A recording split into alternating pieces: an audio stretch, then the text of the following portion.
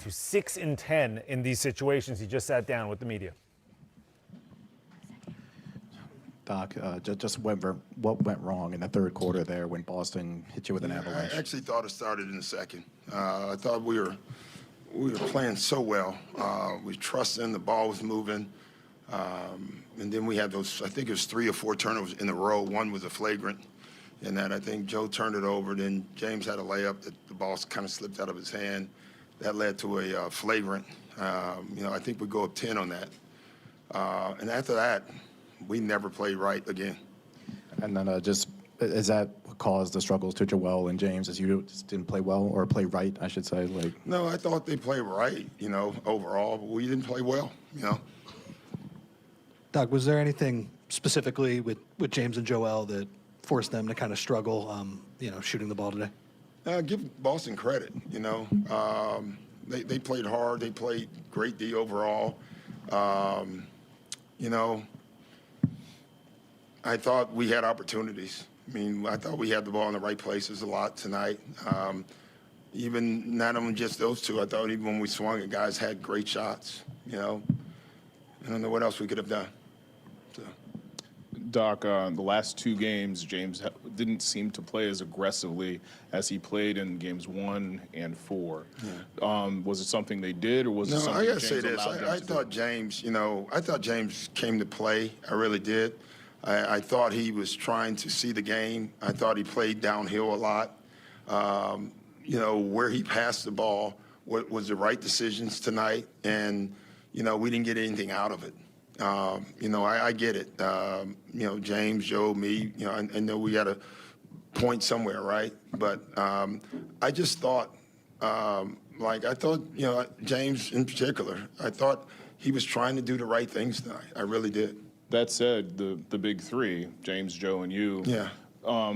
This is the first year. I'm a big 3 now, huh? Well, you win that many games, you get to be one of the big 3. Yeah, we play great all year. And this loss absolutely diminishes that, what we did this year, in some ways. It doesn't for us. I think this team is headed right. I thought we took another, mental step to this season. And then tonight, I thought we took that step backwards, but that's okay. That happens too. So, can something good come from that step backward? Yeah, it always can.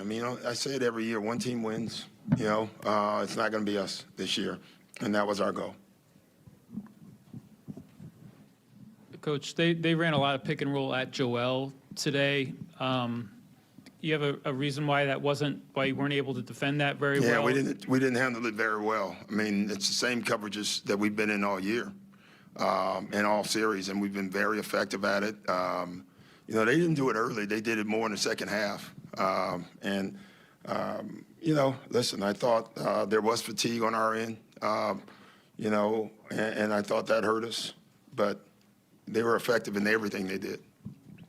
Doc, I guess to go off of Marcus's questions, just how do you sort of handle the immediate aftermath of Well, you don't. There's nothing you can do about it. Yeah. You make sure your players, as a coach, you take the coaching role and you take the father role as well. And so after a game like this, my job is to make sure every player is in the right place. That's what I have to do. I can't, and I tell my coaches that this is not the time to worry about you. All right. I told all my assistants that you make sure you go in that locker room and you go and grab guys that you don't think are right, and you sit with them and get them right. This is what you do. It's not the fun part of our jobs, but it is what it is. Hey, Doc, are you planning to be the coach of the team next year? Yeah. I think I got 2 years left. So, given the tenor of what you've seen happen in the last 2 or 3 days, where coaches of the year, guys with titles. Yeah, no one's safe in our business, and I get that. That said, can you address what you saw from Joel Embiid in the last 6 games of the season, playing himself back into shape and playing on a bad knee? Yeah, he did. And, I think that fall where he stepped on Marcus Smart, I know something happened there because I didn't think he was right from that point on. The kid deserves a break. He really does. He deserves one shot to just be 100% throughout. I don't know if we would have won this series, but I would just love to have them one time where we don't have issues, I haven't had that opportunity, and Joel haven't had that opportunity, and that sucks for everybody. Is there a thought that maybe if he changes the abandon with which he plays, maybe he would stay outside? No, I get you, but he's good for the reason how he plays, So, that's a tough one because I don't want him to change. I mean, part of the reason Joel's so dominant is because he's 7 feet tall and he's 300 pounds and he plays like a guard. Going to the floor, I don't think it's what hurts him. It's all the banging and the contact more than anything. And then luck. I mean, he stepped on someone's foot in the Brooklyn series, so. Jason Tatum set the record for the most points in a Game 7. As far as games that you were involved in as either a player or a coach, how many other playoff games do you think were of this caliber? I've seen one, and it was in this building, unfortunately, and it was LeBron. That's the only time I've seen a performance like that live. I'm glad that I haven't seen many.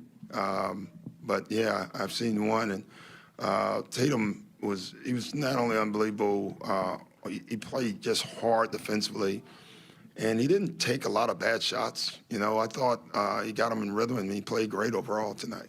So. You talked before the game about putting yourself out there and being willing to. You've obviously been in this round a bunch of times over the past several years and not gotten through. Kind of what are your emotions being in this? I'm disappointed. I'm disappointed. I thought we had the right group.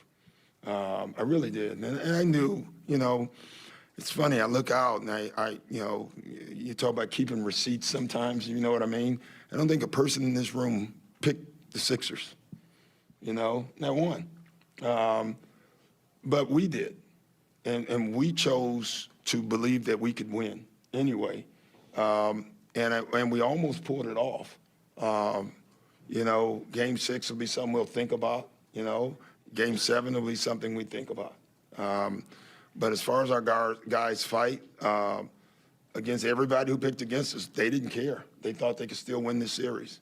And that's something good about our team. I thought overall we were fighters. You mentioned you think this group is headed in the right direction to take the next step. What does this group need? Oh, too early to think. I don't know. Tim's is a valid question. I had plans on preparing for Miami tonight. That plans on thinking about our future. Do you think that the Harden Embiid pairing still has room to grow? Can that take another step? Yeah, I do. James has a decision to make this summer, and he'll make it. I think he overall enjoyed being here. It's tough for him. We asked him to play a little different than he's always been accustomed to. I think it made us a better team. And unfortunately, I thought for James at times, it wasn't always best for him, but he still did it. And so, you appreciate that as a coach. Doc, along those same lines, this is about to become maybe a very expensive team after the summer. Are you of the belief that it has not yet hit a ceiling, that this group should be given another shot? Yeah, I believe that wholeheartedly, but that's not up for me. It really is not up to me. That's up to our owners and Darryl. I think they like what they saw overall, but, I don't know. Thanks, Coach. Thanks, guys.